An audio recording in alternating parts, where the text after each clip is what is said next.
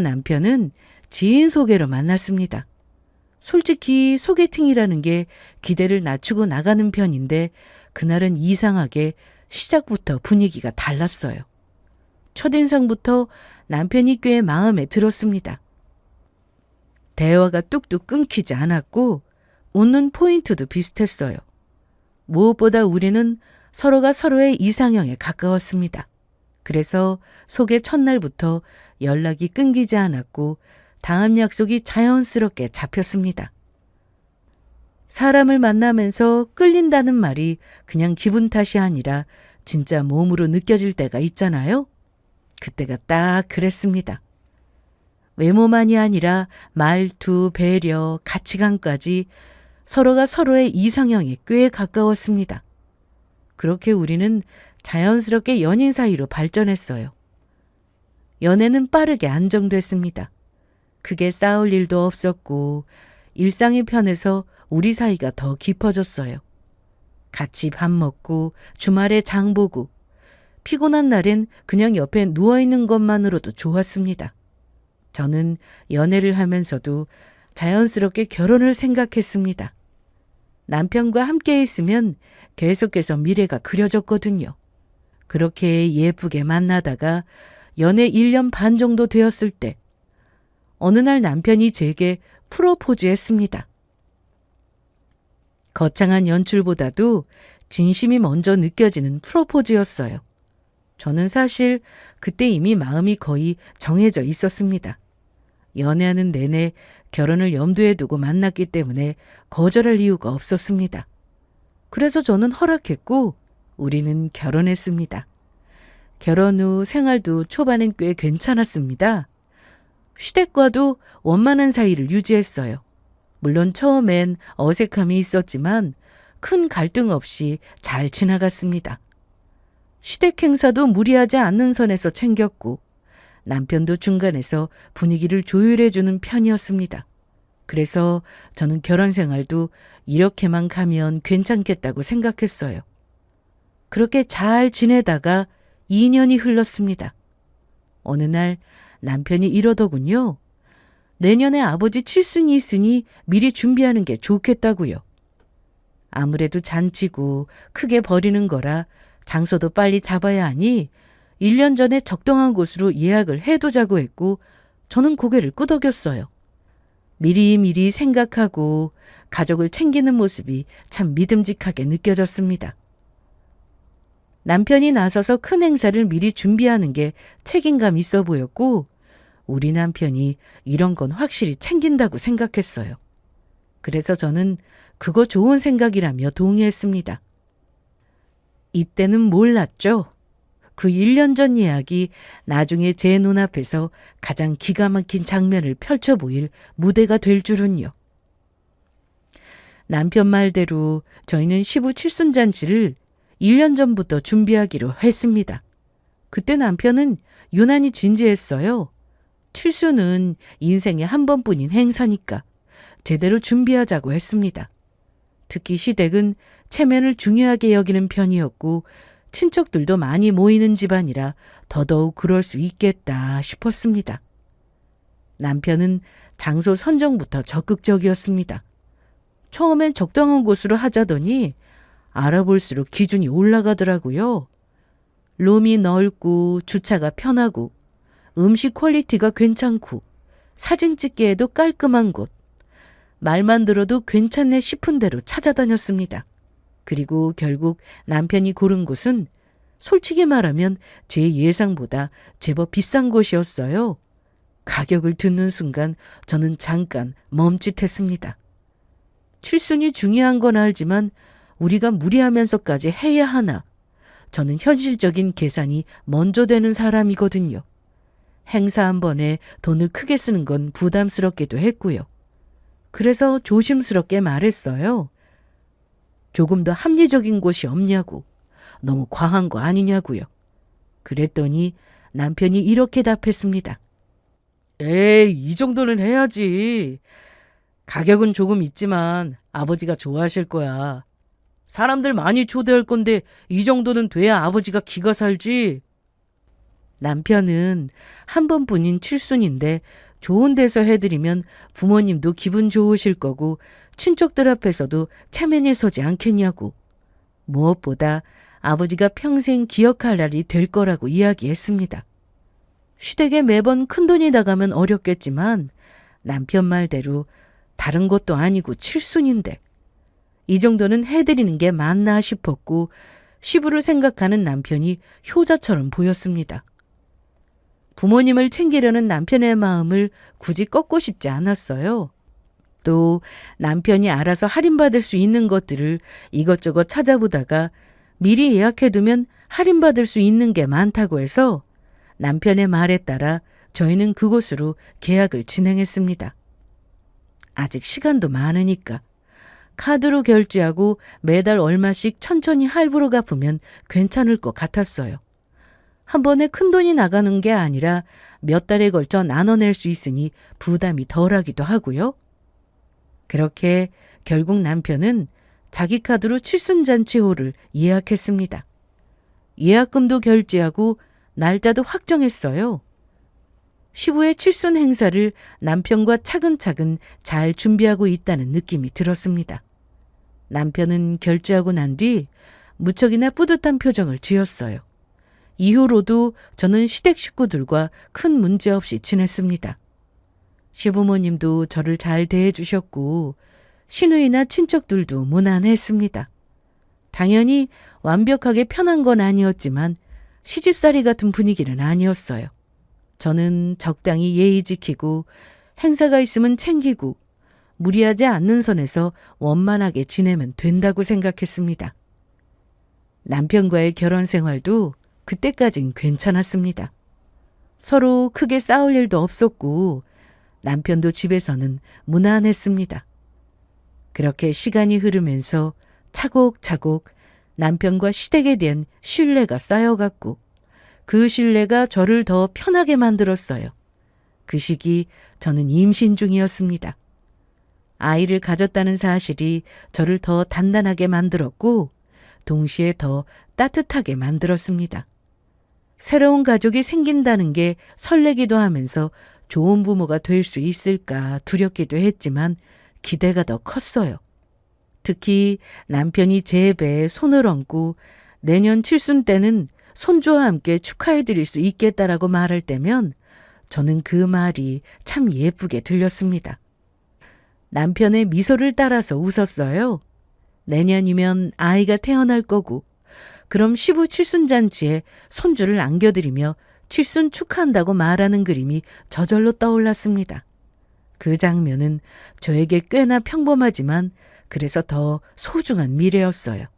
그리고 이 소중한 미래를 계속해서 잘 지켜나가고 싶었습니다. 하지만 제 마음과는 달리 현실은 전혀 다르게 흘러갔어요. 아이를 낳고 나서부터 남편의 행동이 조금씩 달라지기 시작했습니다. 그렇게 큰 사건이 있었던 건 아니에요. 오늘부터 이렇게 할 거라는 선언 같은 것도 없었고 그냥 서서히 달라져 갔습니다. 그래서 처음엔 저도 확신을 못했어요. 그냥 어느 날부터인가 저를 대하는 온도가 달라졌다고 해야 할까요? 분명 같은 집에 있고 같은 말을 하고 같은 하루를 보내는데도 뭔가 달랐습니다. 남편은 원래 자상하고 가정적인 사람이었어요. 연애 때는 제가 피곤해 보이면 먼저 챙겼고 말 한마디에도 기분을 살피는 편이었어요. 결혼하고 임신했을 때도 배를 어루만지며 힘들어서 어떡하냐고. 퇴근하고 오면 자신이 다 해주겠다는 말을 자연스럽게 했고요. 그래서 저는 아이가 태어나면 남편이 더 따뜻해질 거라고 생각했습니다. 우리 셋이 진짜 가족이 되는 거니까요. 그런데 현실은 조금 달랐어요. 남편이 아이에게는 정말 잘했습니다. 솔직히 그건 인정해야 했어요. 기저귀도 잘 갈고 목욕도 도와주고 밤중 수유 때도 제가 너무 힘들어하면 대신 안고 달래주기도 했습니다. 아이와 놀아주는 것도 꽤 성실했고요. 주변에서 남편이 육아 잘 도와준다는 말을 들을 정도로요. 그런데 이상하게도 저를 대하는 태도는 뭔가 형식적인 느낌이 들었습니다. 남편은 아이 앞에서는 웃고 아이에게는 다정했는데 정작 저에게는 예전 같은 말은 하지 않고 말이 줄었습니다. 늘 제 이야기를 잘 들어주고 관심 갖던 사람이었는데 귀찮다는 듯 대수롭지 않다는 듯 말로 툭 넘어가기도 했어요. 예전엔 제 얼굴부터 보던 사람이 이제는 아이만 보고 들어오는 느낌이랄까요? 처음엔 제가 예민한 거라고 생각했습니다. 출산 후 호르몬 때문일 수도 있고 제가 피곤해서 더 서운하게 느끼는 걸 수도 있잖아요. 그래서 스스로를 다독였습니다. 기분 탓일 거라고. 남편도 처음 하는 육아라서 정신없다 보니 그런 거겠지. 또 결혼하고 같이 지낸 시간이 있으니까 많이 편해져서 그런가 보다. 이렇게 생각하려고 했어요. 그러다가 연애 때부터 함께한 시간이 있다 보니 권태기일 수도 있겠다는 생각이 들었습니다. 부부가 됐는데 어떻게 매일을 설레고 연애 때처럼 지낼 수 있겠어요? 이게 바로 현실 부부라고, 진실을 직시하자고 그런 쪽으로 마음을 굴렸습니다. 저만 너무 연애 감정을 기대하는 것 같고 남편도 사람인데 늘 저만 신경 써줄 수는 없는 거잖아요. 제가 남편에게 너무 과한 기대를 하는 것 같기도 해서 스스로를 잘 설득했습니다. 그런데도 서운한 감정은 어쩔 수 없었어요. 육아는 같이 하는데 마음은 같이 안 하는 느낌. 생활은 공유하는데 감정은 따로 노는 느낌. 남편은 집안일도 꽤 도와줬습니다. 설거지도 하고 분리수거도 하고 주말엔 청소도 했어요. 겉으로 보면 정말 좋은 남편이 맞습니다. 그런데 더 헷갈렸어요. 남편이 나쁜 사람이 아닌데 왜 나는 계속 외로운지. 문제는 행동이 아니라 태도였습니다. 저는 아빠로서 당연히 해야 할 일 말고 남편으로서의 관심이 필요했거든요. 이때 산후 우울증까지 겹쳐서 남편에게 더욱 서운하게 느꼈어요. 다른 거 필요 없고 그냥 예전처럼 오늘 어땠냐, 괜찮았냐 같은 말만 해줘도 저는 충분한데 남편은 제게 신경을 끈 사람처럼 굴었어요. 아이만큼은 아니더라도 저도 가족의 한 사람으로서 챙김을 받고 싶었습니다. 있는 게 당연하고 늘 거기 있을 거라고 믿는 사람처럼요. 사랑해서 결혼한 건데 행복한 아내와 남편은 온데간데 없이 사라지고 그저 한 아이의 부모로만 남을 뿐이었습니다. 이러다가 남편에게 나는 사랑하는 아내가 아니라 그저 아이의 엄마로만 남게 되는 건 아닐까. 그 불안이 뒤에 벌어질 일들의 예고편이었다는 걸 그때는 몰랐어요.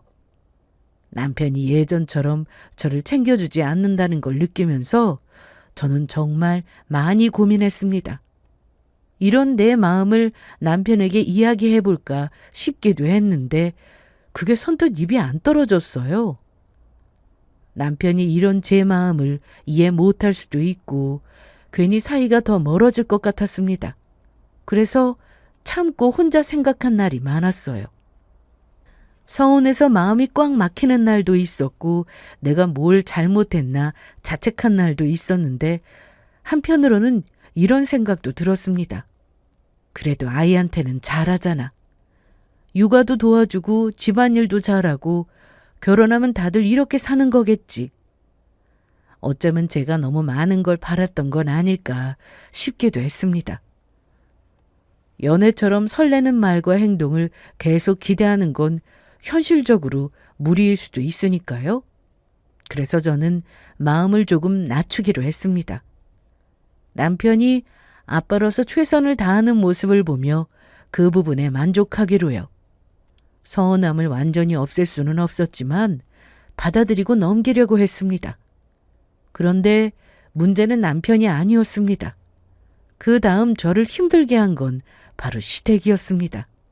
남편이 변하기 시작한 뒤부터 시댁의 태도까지 묘하게 달라졌습니다. 원래 시댁이 저를 엄청 살뜰하게 챙겨준 건 아니었어요. 하지만 크게 불편하지도 않았거든요. 서로 선 지키는 정도로 원만했죠. 막 그렇게 대단히 잘해준다는 느낌은 없어도 최소한 무시한다는 느낌은 없었습니다. 그런데 아이를 낳고 남편이 변하고 나서부터 시댁의 태도도 남편처럼 서서히 바뀌기 시작했습니다. 처음엔 말투였어요. 예, 너 이번 주말에 집에 와서 일 좀 도와라. 내 친구들 오기로 했으니까 와서 청소 좀 하고 먹을 것도 차리고. 네? 그럼 아이는요? 아이 봐줄 사람이 없는데. 애는 거실에서 놀게 두고 네가 왔다 갔다 하면서 보면 되잖니. 저더러 애도 보고 청소에 음식 준비까지 하라고요? 그건 너무 뭐? 아니 며느리가 돼서 그 정도도 못하니? 우리 때는 늘 그렇게 살았고 일상생활이었어. 충분히 할 수 있으니까 약한 소리 할 것 없어. 예전에는 부탁하더라도 괜찮으면 바쁘지 않으면 같은 말을 붙였는데 어느 순간부터는 제 의견은 묻지도 않고 지시했습니다. 이미 답을 정해놓은 말투로요. 나 때는 말이다를 시전하면서 제게 여러 가지 일을 시켰고 며느리로서 그 정도도 못하냐고 비아냥거리셨습니다. 그렇다 보니 시댁에 가면 제가 자연스럽게 더 많이 움직이게 됐어요. 아이를 안고 있어도 밥상 정리와 설거지는 며느리가 해야 한다는 분위기가 깔렸고 시모는 애 좀 그만 내려놓으라며 저를 부엌쪽으로 부르는 일이 잦아졌습니다. 남편이 저 대신 애를 봐줄 때도 고운 시선으로 쳐다보지 않았어요. 그걸 못마땅하게 여기며 남편 품에 있는 아이를 빼앗아서 일하고 있는 제게 애 보라고 건네주기도 하셨습니다. 여기서 더 불편한 건 남편과 다른 시댁 식구들의 태도였어요. 가만히 있고 그 누구도 뭐라고 하지 않는다는 것이었습니다. 반면 저는 조금만 늦게 움직여도 시선이 오고 분위기가 쓱 바뀌었어요. 무언의 압박. 그게 점점 짙어졌죠. 어느 순간부터는 시댁하면 시집살이라는 단어가 따라붙었습니다. 예전에는 남 이야기 같았는데 제가 그 상황을 겪고 있더라고요. 물론 이것도 힘들고 기분 나쁘지만 가장 결정적으로 기분 나빴던 건 무시였습니다. 대놓고 욕하거나 소리를 지르는 게 아니어도 사람을 무시하는 건 충분히 티가 나기 마련이에요. 제가 무슨 말을 하면 다 같이 흘려듣기 일쑤였고 시모가 시킨 일에 뭐라고 대답하면 말 대꾸 하냐고 핀잔 주다가 다들 이렇게 산다는 말로 잘라버렸어요. 말만 며느리지 저를 거의 시댁에서 일하는 가정부로 취급하는 듯 했습니다. 안 그래도 변한 남편 때문에 마음이 힘든 상황이었는데 시모까지 이렇게 변하니까 저는 너무 힘들었어요. 남편이 제 편을 제대로 들어주지 않고 모른 척하는 것도 괴로웠습니다. 이렇게 아무렇게나 대해도 된다는 시댁 식구들의 시선이 저를 너무도 지치게 했어요. 저는 그때부터 점점 숨이 막혔습니다. 그런데 어느 날 그 눌러둔 것들이 한꺼번에 올라왔습니다. 시모에게 연락이 왔어요. 얼른 집에 와서 일 좀 도와달라는 말이었습니다. 그날 저는 정말 몸도 마음도 다 녹초였어요. 아이도 보느라 정신없고 집안일도 밀려 있었고 무엇보다 마음이 너무 지쳐 있었거든요. 그래서 시모에게 오늘은 몸도 안 좋고 집안일도 밀려서 못 갈 것 같다고 하자 시모가 아프기는 뭐가 아프냐고 오기 싫어서 거짓말하는 거 누가 모를 줄 아냐고 당장 오라고 노발대발 소리치더니 전화를 끊었어요. 그래서 저는 그냥 무시하고 시댁에 가지 않았습니다. 시모의 말을 안 듣고 무시한 건 처음이었어요. 일부러 싸우려고 한 게 아니라 더는 움직일 힘이 없었습니다. 가봤자 또 고생할 게 뻔하니까 가고 싶지 않았어요. 저도 숨 좀 쉬고 싶었거든요. 이 일로 시모가 뭐라고 하든 말든 그건 중요하지 않았습니다. 핸드폰에 불이 나도록 시모에게 전화와 문자가 왔지만 저는 쳐다보지도 않고 그냥 무시했어요. 그렇게 안 좋은 몸으로 아이 돌보고 집안일 한 다음에 겨우 앉아서 쉬는데 그날 저녁에 남편이 퇴근하고 들어오더니 문을 열자마자 굳은 표정으로 제게 이렇게 말했어요. 엄마가 집에 와서 일 좀 도우라고 했는데 왜 안 가고 집에 있냐고. 시어머니 말을 무시하는 거냐고. 그 말을 듣는 순간 저는 속에서 뭔가가 툭 끊어졌습니다. 몸이 정말 안 좋아서 쉬고 싶어도 쉬지도 못하고 여태 육아하고 집안일까지 한 제게 앞뒤 확인 없이 그렇게 말하는 게 너무 서운하고 화가 확 몰아치더라고요. 그래서 남편을 바라보고 참았던 말을 쏟아냈습니다. 아파서 안 갔어. 아픈데 시댁까지 가서 일까지 해야 해? 뭐? 남편에게 너무 아프고 힘들다고 그런 와중에 시댁 가서 일까지 해야 하냐고 했더니 남편은 그 사정을 몰랐는지 당황스러운 얼굴로 제 상태를 살폈어요. 그러다가 아무리 그래도 아무 말도 없이 안 가면 되냐고 한 소리 하길래 저는 그런 남편에게 정말 너무들 한다고 어떻게 다들 내 마음을 몰라주냐고 내가 왜 아무 말도 없이 안 갔는지 그 이유를 모르겠다고 말했어요. 아픈데 가면 뭐해? 가봤자 실컷 시집살이 시킬 게 뻔한데. 어머님이 집으로 와서 일 좀 도우라고 하셔서 몸이 아프다고 바로 말씀드렸어. 그랬더니 오기 싫어서 거짓말한다고 하시더라. 그래서 안 갔어. 몸이 아프다고 해도 믿지를 않으시니까. 당신이 봐도 내 꼴이 그래 보여? 내가 무슨 시댁 가정부야? 아픈 몸으로 애 보고 집안일하고 시댁 일까지 어떻게 다 해? 저는 진짜로 울컥한 얼굴로 남편에게 이야기했습니다. 그동안 억지로 눌러둔 감정이 한꺼번에 목까지 차올랐어요. 그런데 돌아온 남편의 말이 더 충격이었습니다. 아픈 건 알지만 시댁 일 도와드리지 못할 정도로 심각하게 아픈 건 아니지 않냐고. 그래도 할만하니까 애도 보고 집안일도 한 거 아니냐고 했어요. 시댁 일은 매일 하는 것도 아니고 가끔 가서 도와드리는 건데 뭘 그렇게 힘드냐고요. 그 말이 제 마음을 정면으로 때렸습니다. 저는 그런 남편에게 진짜 서운하다고, 본인 일이 아니라고 그렇게 쉽게 생각하고 말하지 말라고, 당신이 내 상황을 겪어보지 않아서 모르는 거라고, 직접 겪어보면 내 심정 충분히 이해할 거라고 말했어요. 남편에게 너무 서운했습니다. 도대체 다들 왜 그러는 거야? 당신도 그렇고 시댁 식구들도 그렇고 이러지 않았잖아. 뭐 때문에 이렇게 변한 거냐고. 남편에게 아이 낳기 전에는 안 그랬는데 왜 이렇게 나를 못 잡아먹어서 안달이냐고 말하면서 가장 핵심적인 이야기를 꺼냈습니다. 내가 뭘 그렇게 잘못했길래 당신은 날 전처럼 대해주지 않는 거냐고요. 시댁 식구들이 나를 무시하고 부려먹으려 하는데 그걸 보고 아무렇지도 않냐고. 옛날 같으면 그러지 말라고 대신 나서주고 어떻게든 도와주려고 했을 텐데 무슨 남 보듯이 아무렇지 않게 두고만 보냐고. 왜 한 번도 남편으로서 막아주지 않냐고. 왜 한 번도 내 편이 돼주지 않냐고요. 그 말을 하는데 그간의 서러움이 몰려와서 목소리가 떨렸습니다. 분노도 했지만 그보다 더 큰 건 서러움이었어요. 내가 혼자 싸우고 있는 느낌. 집안에서도 시댁에서도 그 누구도 내 편이 아닌 느낌이 들었거든요. 그런 제 호소에 남편은 시선을 돌리며 아무 말 없이 침묵하다가 한숨을 푹 내쉬며 그런 게 아니라고.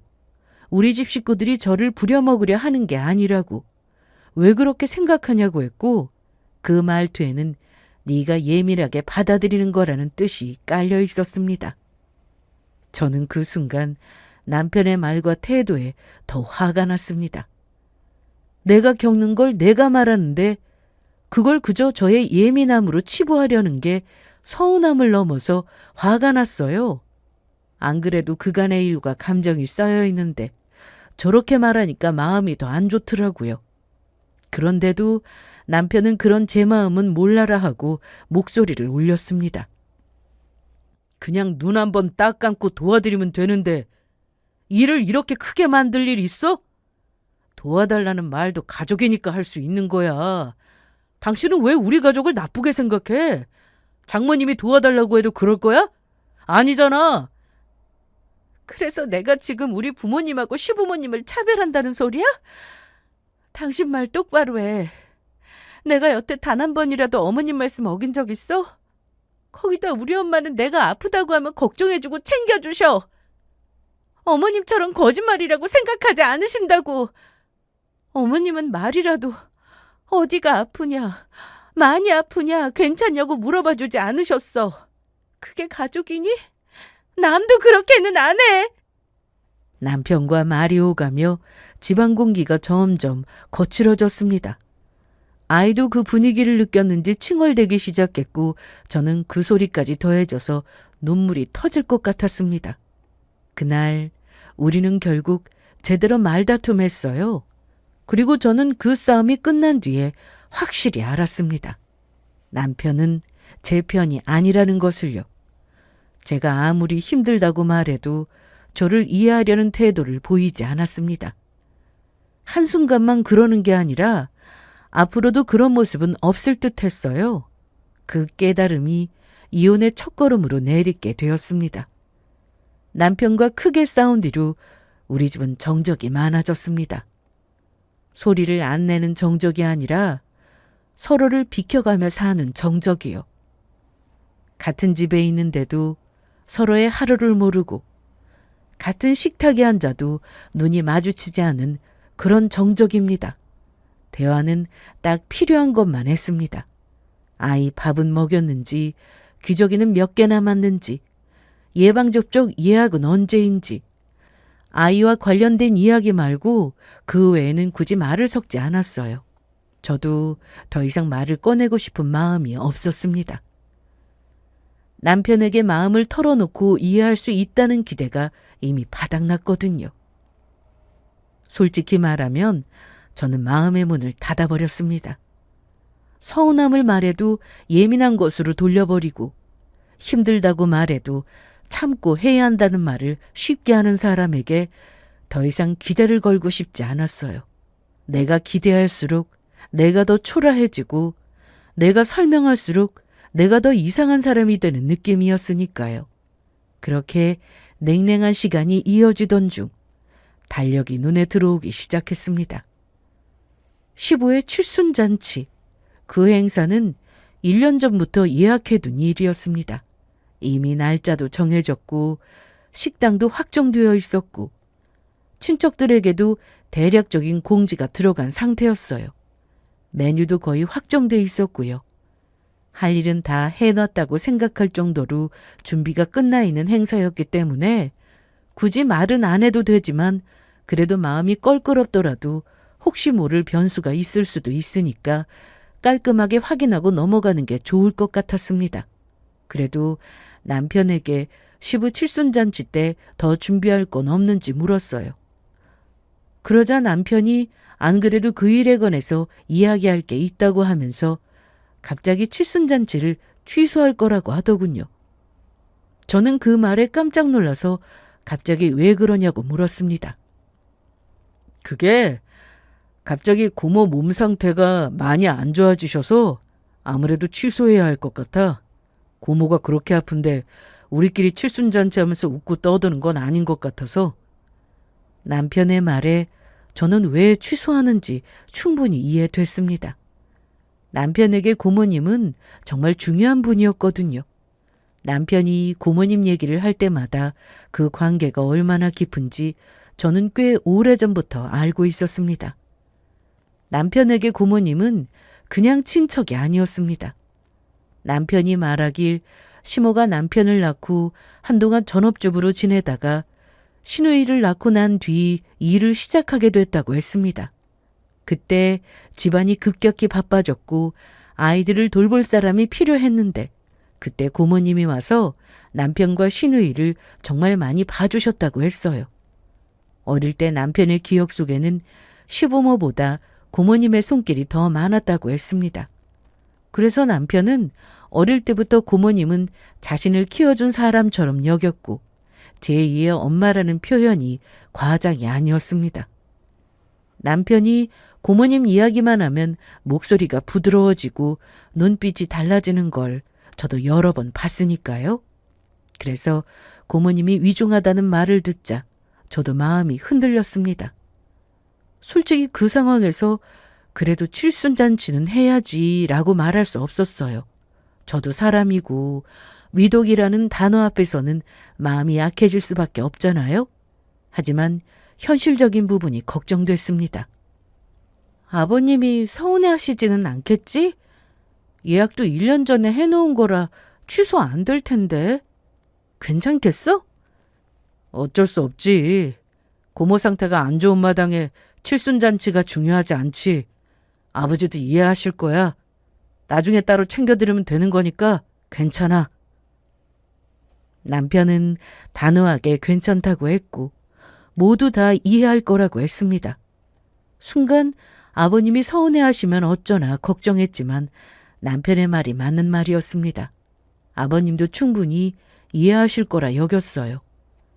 남편은 아무튼 일이 그렇게 됐으니 알고 있으라고 했고 저는 알겠다고 했습니다. 그리고 나중에 고모님 뵈러 병원에 한번 가야겠다고 흘러가듯 말했는데 남편이 흠칫 놀라더니 그럴 것 없다고 했습니다. 고모님 상태가 많이 안 좋으시고 의사가 아무래도 마음의 준비를 하는 게 좋을 것 같다고 해서 고모님을 집으로 모시기로 했다고 했습니다. 고모님이 병원에서 눈 감기 싫다고 자기 집에서 가족들과 함께 있다가 눈을 감고 싶다고 하셨다고 했어요. 그래서 저는 고개를 끄덕였고 남편은 그런 저를 보다가 본인이 알아서 잘 챙길 테니 신경 쓸 거 없다고 시댁일 도와주는 것도 버거워하는데 괜히 고모까지 신경 쓸 거 없다고 했어요. 남편의 말에는 뼈가 있었습니다. 말다툼한 감정이 고스란히 담겨 있었고 저는 이 문제로 남편과 또 충돌하고 싶지도 않아서 알겠다고 알아서 하라고 말하고는 입을 닫았습니다. 그런데 이 일이 있고 나서 뭔가 이상한 낌새를 여러 번 느꼈어요. 고모님 이야기가 나온 뒤부터 제 안에서는 이상한 낌새가 더 선명해졌습니다. 말다툼 이후로 남편과 저는 여전히 냉랭한 상태였거든요. 필요한 말만 주고받고 서로에게 기대도 없고 애써 평온한 척만 하는 관계. 그런데 그런 남편이 갑자기 태도를 바꾸기 시작했습니다. 남편이 대뜸 시부 칠순잔치가 취소됐으니 그날은 제게 친정집에 가서 쉬고 오라고 하더군요. 처음엔 귀를 의심했습니다. 웃긴 건 다음이었어요. 아이까지 자신이 보겠다는 거예요. 저더러 친정 가서 푹 쉬다가 오라고 말하는데 솔직히 낯설어서 소름이 끼칠 정도였습니다. 싸워서 분위기가 안 좋기도 했고 행동이 달라진 이후 저에 대한 관심이 1도 없던 사람이었어요. 제가 힘들다고 눈물로 호소해도 위로는커녕 다 그렇게 사는 거라고 왜 일을 크게 만드냐고 말하던 사람이었습니다. 그런데 그런 사람이 갑자기 자상했던 예전의 모습으로 돌아가서 말하니까 너무도 이상하잖아요. 이 사람이 왜 이러지? 하는 표정으로 쳐다보니까 남편도 뭔가 찔렸는지 헛기침을 몇 번 하더니 시부 칠순이 예정되어 있던 날에 아이를 데리고 고모님을 뵈러 갈 거라고 했습니다. 그래서 제가 물었어요. 혼자 괜찮겠냐고요. 아이가 낯선 곳에 가면 울고 보챌 수도 있고 고모님 쉬시려면 조용해야 하는데 시끄러워서 편히 쉬시지도 못할 수도 있다고요. 그래서 저도 같이 가겠다고 했습니다. 제가 아이를 보겠다고요. 그랬더니 남편이 한사코 말렸어요. 아니야, 괜찮아. 엄마도 있고 돌봐줄 사람 있으니까 괜찮을 거야. 내가 알아서 할게. 당신은 모처럼 친정 가서 푹 쉬어. 친정 안 간 지 오래됐잖아. 그 말을 듣고 저는 더 떨떠름해졌습니다. 뭔가 저를 떼어놓으려고 하는 느낌이 들었거든요.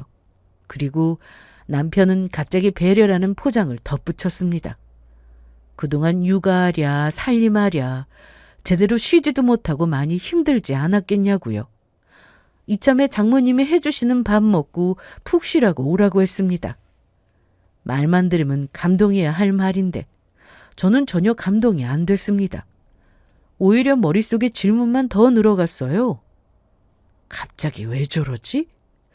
평소 같으면 내가 쉬든 말든 관심도 없던 사람이 그날 내가 집에 있든 말든 그냥 아이만 데리고 병원 갔다 오면 그만인데 왜 이렇게 나를 생각하는 척하지? 그게 너무 이상했습니다. 남편이 잠깐 예전에 자상했던 모습으로 돌아간 것처럼 보이기도 했어요. 문제는 그게 반가운 게 아니라 수상했다는 겁니다. 너무 갑작스럽고 너무 목적이 있는 다정함 같았거든요. 처음에는 시간이 지나면서 말다툼할 때 내가 한 말을 다시 한번 생각해 본 건가 싶었는데 지켜볼수록 그런 것 같지도 않았습니다. 그렇게 말하고 난 이후의 행동은 평소랑 똑같았거든요. 더 이상한 건 그 다음이었어요. 고모님 상태가 안 좋다면서 남편이 전혀 힘들어 보이지 않았습니다. 물론 제 앞에서는 심각한 표정으로 걱정하는 척을 했지만 그게 진심으로 느껴지지는 않았습니다. 말과 표정은 걱정인데 분위기는 그렇게 느껴지지 않았어요. 슬픈 사람에게서 나오는 무게감이 없다고 해야 할까요? 그냥 연기하는 듯했고 결정적으로 한 장면이 제 촉을 확 깨웠습니다. 저는 남편이 핸드폰을 보면서 누가 봐도 설렌다는 듯한 표정으로 웃고 있던 순간을 목격했어요. 정말 잠깐이었는데 그 웃음이 너무 생생했습니다. 그러다 제 시선을 느꼈는지 남편이 황급히 표정을 지우고 아무 일도 없었다는 듯 핸드폰을 주머니에 넣더니 다시 심각한 표정을 지으며 방으로 들어갔어요. 그 짧은 순간이 여자의 촉이 발동시킨 거죠. 뭔가가 있다는 느낌을 강하게 받았어요. 남편을 수상하게 보던 와중에 결정적인 장면이 하나 들어왔습니다. 그건 정말 우연이었어요. 제가 병원에 갈 일이 생겨서 잠깐 들렀는데 로비에서 휠체어에 앉아 계신 고모님을 봤습니다. 저는 순간 심장이 철렁했습니다. 위독하다던 그 고모님이 눈앞에 계셨으니까요. 놀라서 바로 다가가 말을 걸려고 했습니다. 안부도 여쭙고 어떻게 병원에 계시는 건지 여쭤보려고요. 그런데 제가 발을 떼려는 그 순간 남편이 고모님 쪽으로 걸어가고 있는 걸 목격했습니다. 그리고 그 옆에는 처음 보는 낯선 여자가 함께 있었어요. 그 장면이 너무 이상했습니다. 저 여자는 누구지? 남편과 여자는 그냥 지나가는 동료나 병원에서 우연히 만난 사람 같지가 않았습니다. 친한 사이 특유의 편안함이 보였고 무엇보다 남편 얼굴이 너무 자연스러웠습니다. 더 이상했던 건 고모님의 상태였어요. 위독한 사람에게서 느껴지는 분위기가 아니었습니다. 물론 휠체어에 앉아 계셨지만 얼굴빛이 생각보다 괜찮아 보였고 표정도 무겁지 않았습니다. 오히려 대화가 오가며 웃는 느낌까지 있었어요. 저는 한 걸음도 못 떼고 그들을 유심히 바라봤습니다. 남편과 그 여자는 고모님과 짧게 이야기하더니 세 사람 모두 화기애애한 분위기로 엘리베이터 쪽으로 이동했습니다. 그리고 그대로 엘리베이터를 타고 올라갔어요. 저는 그 자리에 잠깐 얼어붙었습니다. 위독하다고 했던 말과 제가 본 장면이 너무 달랐으니까요. 당장 병실까지 따라가고 싶었습니다. 어디 병동인지 어떤 병실인지 확인하고 싶었어요. 하지만 출입 절차가 까다로운 곳이었고 제가 무작정 따라 들어갈 수 없는 분위기였습니다. 어정쩡하게 따라붙었다가는 오히려 들키기 쉬웠고요. 저는 결국 그대로 돌아섰습니다. 집으로 돌아오는 내내 그 장면이 머릿속에서 떠나지 않았습니다. 남편 옆에 낯선 여자. 그리고 위독하다는 말과 다르게 괜찮아 보이던 고모님. 그리고 활짝 웃던 남편의 표정. 당장 남편을 붙잡고 묻고 싶었습니다. 하지만 그럴 수 없었어요. 제가 본 걸 말하는 순간 남편에게 숨길 시간을 벌어주는 셈이 될 수도 있겠다는 생각이 들었거든요. 제가 모르는 비밀이 있다면 그걸 덮고 정리할 시간을 주는 꼴이 될까 봐요. 그래서 저는 모른 척하기로 했습니다. 그리고 더 유심히 지켜보기로 했죠. 드디어 시부 칠순잔치가 예정되어 있던 날이 왔습니다. 저는 남편이 그동안 반복해서 말하던 대로 행동했습니다. 친정집에 가서 쉬고 오겠다고, 아이는 잘 부탁한다고요. 짐까지 챙겨서 집을 나가는 모습도 그대로 연기했습니다. 그리고 친정에 도착하자마자 아버지 차를 빌렸습니다. 아무래도 나 없이 무슨 일을 벌이나 확인하고 싶었거든요. 저는 그대로 남편이 1년 전에 예약했던 그 음식점으로 향했습니다. 도착하자 제가 들어온 건 아이 손을 잡고 안으로 들어가는 남편의 뒷모습이었습니다. 저는 순간 숨이 멎는 줄 알았습니다. 남편은 한껏 꾸며져 있었습니다. 정장까지는 아니어도 누가 봐도 중요한 자리에 참석하는 사람처럼 머리도 단정하고 옷도 깔끔하게 차려입었어요. 그리고 더 충격적인 건 표정이었습니다. 너무도 신나게 들떠 있었어요. 설레는 사람 특유의 가벼운 얼굴과 약간 들뜬 눈빛. 저는 혼란에 빠졌습니다. 취소했다면서 왜 여기 있는 걸까? 고모님 보러 간다더니 대체 왜 여기에? 그런데 상황은 거기서 끝이 아니었습니다. 잠시 뒤 시댁 식구들이 하나둘 도착했어요. 시모, 시누이, 친척들까지 누가 봐도 칠순잔처럼 모인 사람들이었습니다. 심지어 위독하다는 고모님조차 멀쩡한 얼굴로 그곳에 앉아 계셨습니다. 저는 멀리서 그 장면을 지켜보면서 온몸이 서늘해졌어요. 이때 알겠더군요. 남편은 취소한 게 아니라 저를 못 오게 하려고 거짓말한 것이라는 것을요. 그리고 시간이 조금 더 흐르자 마침내 그 여자가 나타났습니다. 병원 로비에서 남편 옆에 함께 있던 그 낯선 여자요. 그 여자가 시댁 식구들이 있는 쪽으로 다가가자 남편과 시댁 식구들은 너무나 자연스럽게 그 여자를 맞이했습니다. 낯선 사람을 처음 보는 반응이 아니라 이미 다 알고 있는 듯 반겨줬어요. 그 순간 저는 확신했습니다. 저 여자가 제 자리를 빼앗으려고 하고 있다고요. 저는 그 장면을 멀리서 보고만 있을 수가 없었습니다. 그래서 숨을 크게 한번 들이쉬고 최대한 자연스럽게 사람들 사이로 섞여 들어갔습니다. 식당 로비 한쪽, 기둥 뒤. 사람들이 오가며 시야가 조금 가리는 자리. 저는 그곳에 몸을 숨기듯 붙었습니다. 그리고 귀를 세웠습니다. 멀리서도 들릴 만큼 그들의 분위기는 화기애애했습니다. 잔치가 취소된 집안의 분위기가 아니었어요.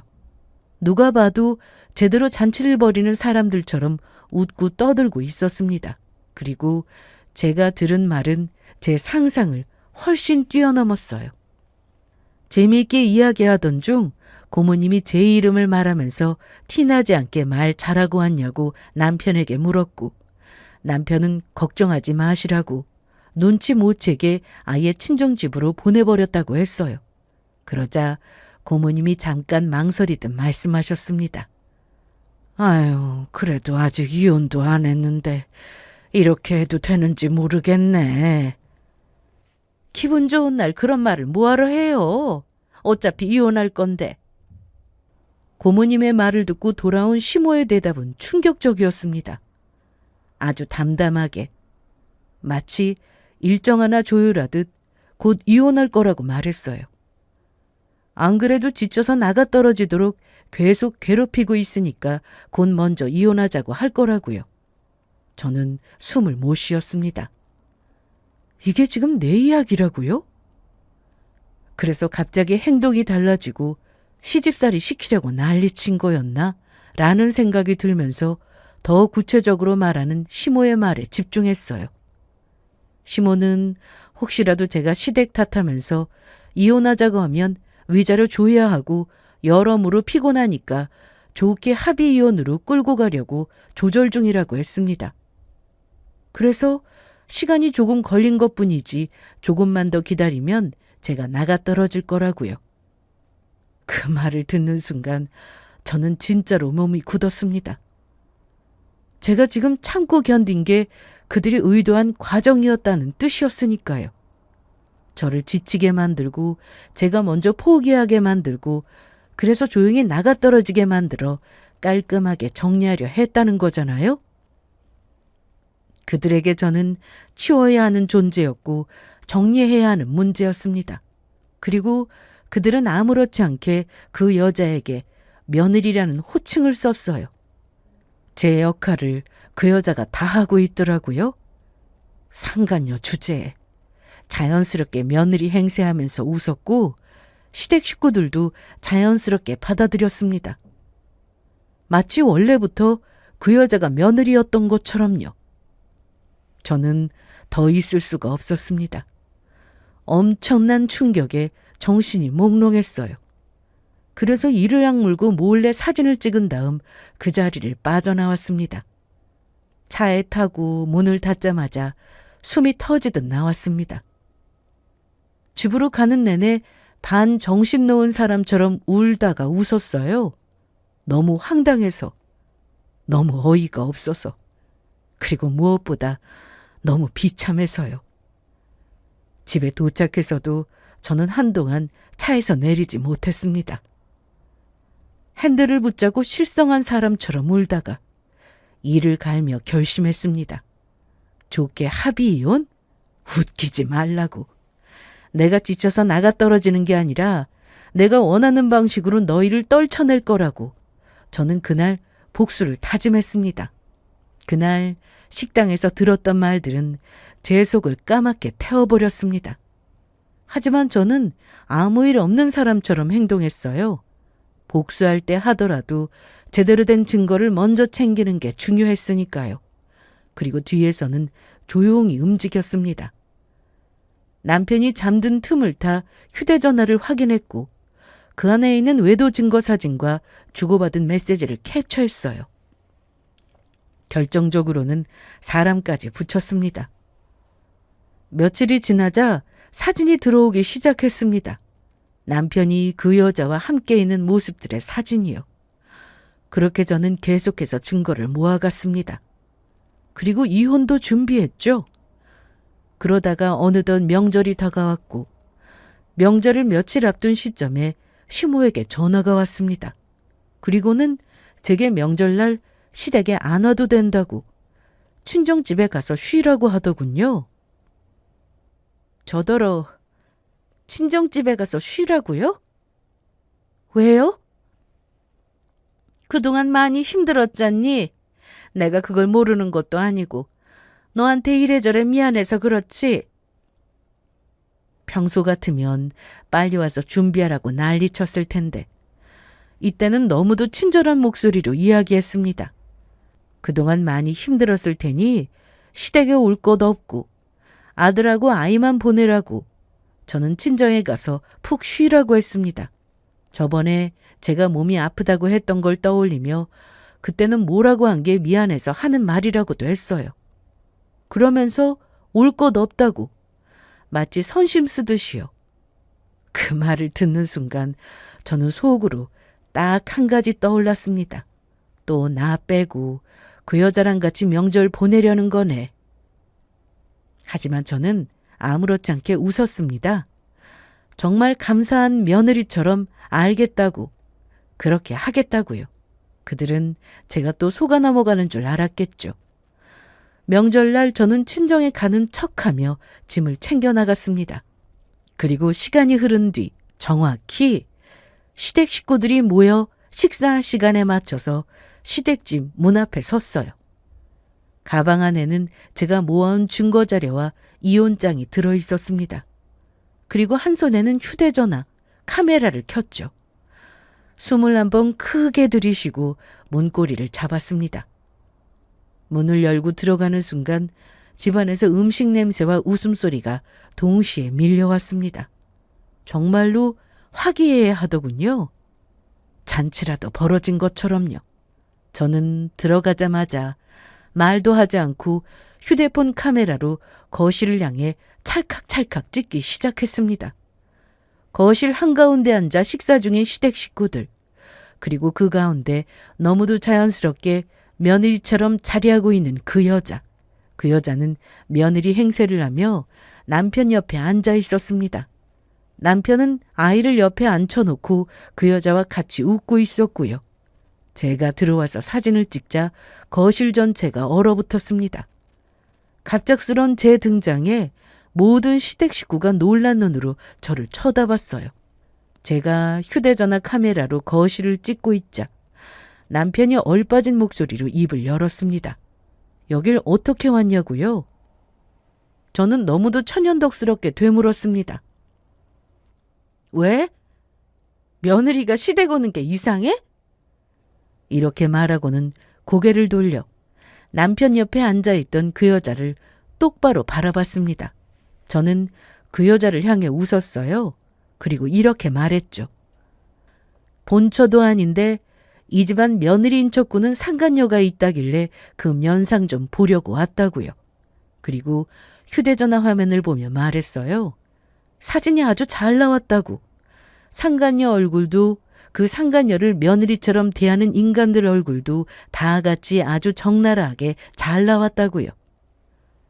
그 말이 떨어지자 거실에 있던 사람들 얼굴이 새하얗게 질렸습니다. 시모는 젓가락을 놓은 채 굳어 있었고 신우이도 입을 벌린 채 눈만 굴렸습니다. 그 여자는 손에 들고 있던 물컵을 놓지도 못하고 덜덜 떨고 있었고요. 남편은 급히 일어나 제 쪽으로 다가왔습니다. 진정하라며 나가서 이야기하자며 자기가 다 해명하겠다고 하면서 제 손목을 잡아 끌려 했습니다. 그 순간 저는 남편의 가운데를 냉큼 퍽 찼어요. 진짜 힘을 강하게 주고 찼더니 남편은 숨이 턱 막힌 소리를 내며 그대로 굴렀고 거실은 또 한 번 정적에 잠겼습니다. 저는 숨도 고르지 않고 가방을 열어 준비해온 서류 봉투를 꺼냈어요. 불륜 증거물과 이혼 서류. 저는 그걸 남편 앞에 툭 떨어뜨렸습니다. 나가긴 뭘 나가. 그냥 여기서 끝장 봐야지. 네가 원하는 대로 이혼해줄게. 대신 그동안 모아둔 증거로 위자료 제대로 받아낼 거야. 물론 오늘 찍은 사진까지 포함해서. 그리고 여기 있는 사람들한테도 다 책임을 물을 거야.